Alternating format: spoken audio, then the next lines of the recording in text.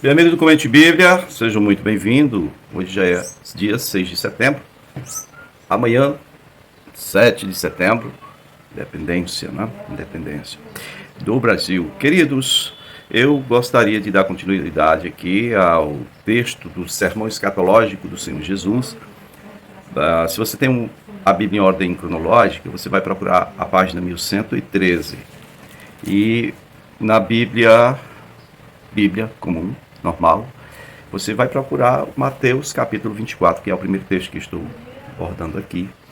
Quero observar que esse discurso escatológico de Jesus, ele começou a falar isso em resposta a uma tríplice pergunta. Ele fala sobre a destruição do templo, e os discípulos querem mais detalhes, e a pergunta que eles fazem é: quando será essa destruição do templo?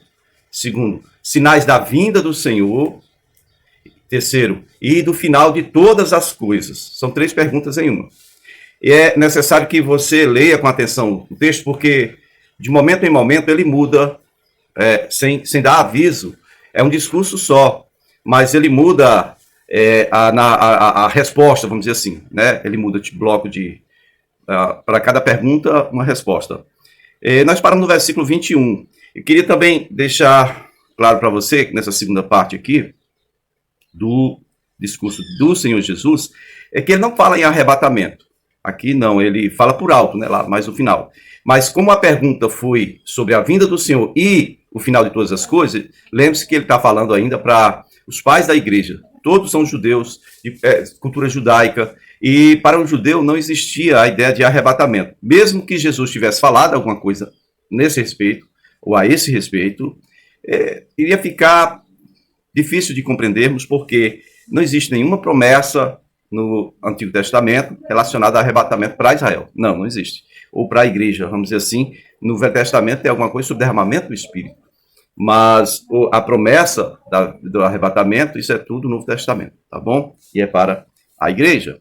Então vamos lá em Mateus capítulo 24, no versículo 21, diz assim: porque haverá então grande tribulação, como nunca houve desde o princípio do mundo até agora, nem jamais haverá. Se aqueles dias não fossem abreviados, ninguém sobreviveria.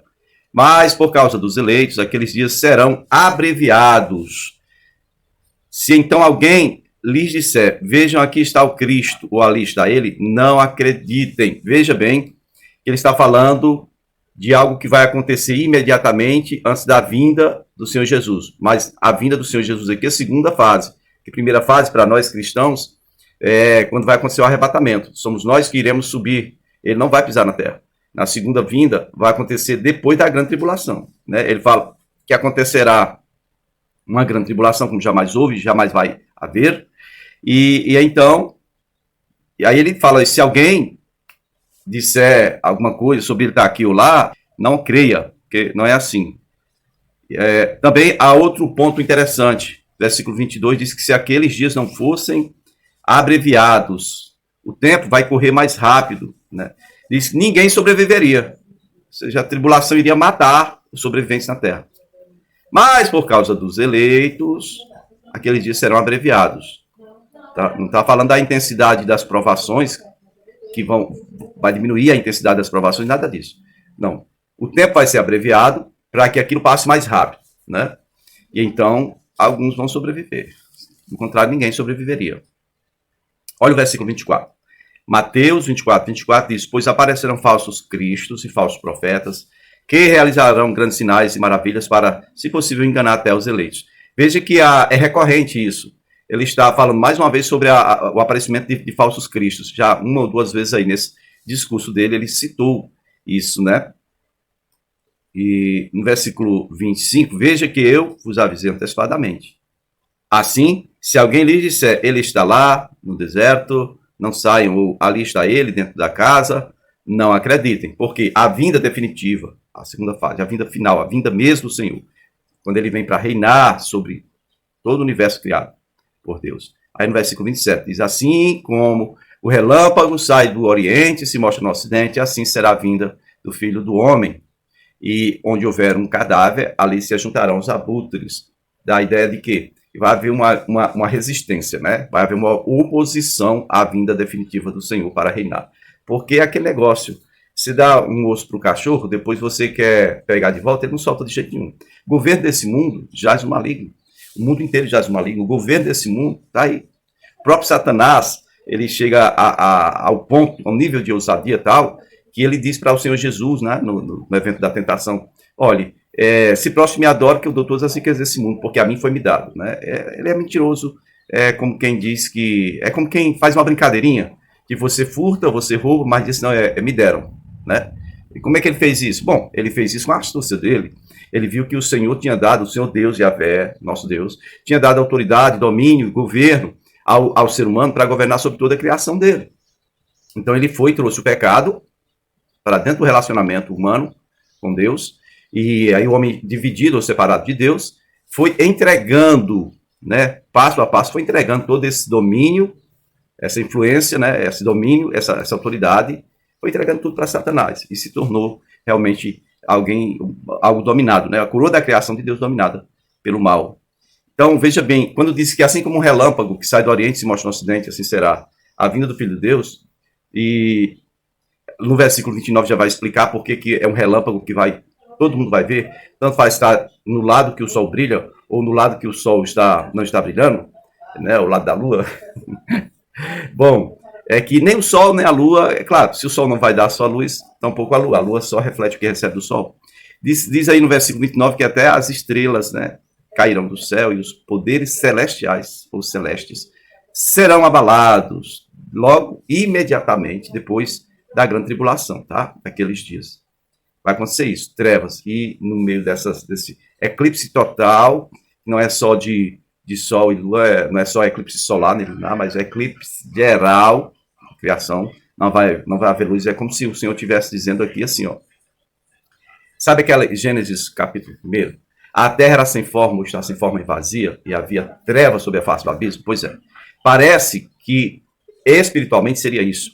Um momento em que, até fisicamente, as pessoas vão ver essa treva, e a única luz que vai brilhar é o Senhor aparecendo em glória. Né? É como se voltássemos para o início, para o ponto inicial da criação, onde havia trevas sobre toda a face da terra, sobre toda a face do abismo. Quando não existia sol, nem lua, os luminares não tinham sido criados. Sabe? É como se o Senhor fizesse menção de um novo reset, né, da criação. Na época de Noé, foi um reset geral. Né? E escapou ali uma família. Agora são todas as famílias da terra que estão aliadas, aliançadas, né, que foram recebidas como filhos de Deus mediante o sangue de Jesus pela fé, no sacrifício feito lá na cruz do Calvário. Bom, no versículo 30 de Mateus 24 diz, então, aparecerá no céu o sinal do Filho do Homem, e todas as nações da terra se lamentarão, e verão o Filho do Homem vindo nas nuvens do céu com poder e grande glória. E ele enviará os seus anjos com grande som de trombeta, e estes reunirão os seus eleitos dos 4 ventos, de uma a outra extremidade dos céus. E, então, são 3 respostas para 3 perguntas. Ele falou sobre a destruição do templo, os sinais da vinda dele está aí, e o final de todas as coisas, né? O final dos tempos, o final de tudo. Versículo 32 diz, aprendam a lição da figueira, quando seus ramos se renovam e suas folhas começam a brotar, vocês sabem que o verão está próximo. Assim também, quando virem todas estas coisas, saibam que ele está próximo às portas. Eu lhes asseguro que não passará esta geração até que todas estas coisas aconteçam. Os céus e a terra passarão, mas as minhas palavras jamais passarão. Bom, essa é a parte complicada na interpretação. Né? Porque quando ele diz que se a gente for pegar literalmente aqui, essa geração, ela não vai passar até que aconteça tudo isso. Tudo isso o quê? Isso aqui está relacionando provavelmente à destruição do templo. Porque o que aconteceu naquela geração foi a destruição do templo. Ele foi destruído no ano 70 depois de Cristo, tá bom? Mas aí tá, se você for pegar o versículo completo inteiro aqui, ó, eu lhes asseguro que não passará essa geração até que todas estas coisas aconteçam. O céu e a terra passarão, mas as minhas palavras não passarão. Aí já fica, se você for pegar e tentar aplicar isso para as outras respostas, já não encaixa, é como um negócio que não funciona bem. Eu acho que essa questão da geração está ligada à destruição do templo. A ideia de, não vai ficar pedra sobre pedra. Isso aconteceu, né? Certo? Versículo 36 diz, quanto ao dia e a hora, ninguém sabe. Aqui já está falando da vinda do Senhor, novamente. Né? Nem os anjos dos céus, nem o Filho, senão somente o Pai. Como foi nos dias de Noé, assim também será na vinda do Filho do Homem. É um reset, né? Pois nos dias anteriores ao dilúvio, o povo vivia comendo, bebendo, casando-se, dando-se em casamento. Até o dia em que Noé entrou no baú, na arca, né? Pessoas falam barco. Não é barco não, gente, é arca. Imagina uma caixa de sapato, um baú. Imagina, é mais ou menos isso aí. Não foi feito para navegar. Foi feito só para flutuar. Só isso. A água levantou, depois a água baixou, acabou. Ok?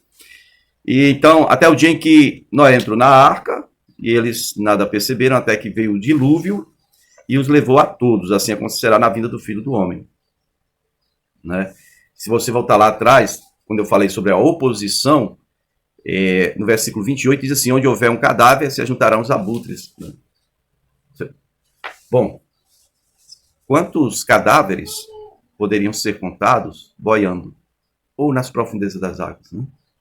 Na época de Noé. Aqui diz, o dilúvio veio e arrastou a todos. Tem algo que vai vir e arrastar todos. Dessa vez não será água. Não será água. Pelo que diz o apóstolo Pedro, será fogo. Né? O churrasco vai ficar prontinho, gente. Tá? Mas quem que vai morrer? Aqueles que se levantaram contra o Senhor, que resistiram ao poder do Rei dos Reis e Senhor dos Senhores. A oposição, a resistência do mal. Tá? Esses vão vão entender em primeira mão o que é encarar a ira do Deus Criador dos céus e da terra. Ok? Eu espero que você não esteja listado entre estes tais. Bom, quanto ao dia e a hora ninguém vai saber, somente o Pai. E versículo 40 diz, 2 homens estarão no campo, um será levado, outro deixado. 2 mulheres trabalhando no moinho, uma será levada e outra deixada. Portanto, vigiem, porque vocês não sabem em que dia virá o Senhor. Aí aqui já entra um pouco da questão do arrebatamento. A menos que exista um segundo, não é? Minha ideia é colocar aqui isso é heresia.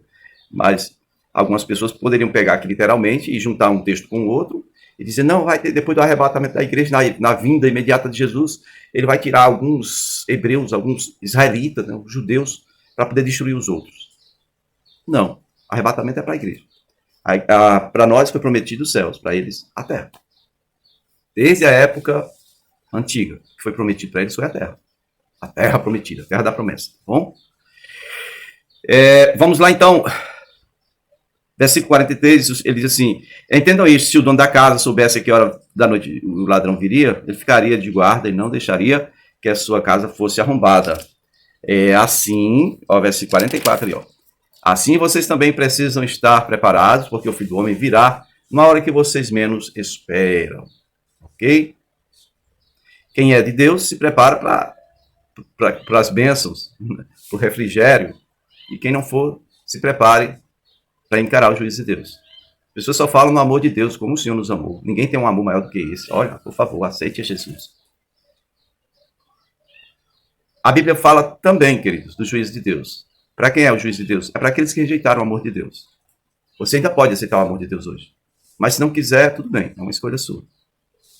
Eu já escolhi o amor de Deus.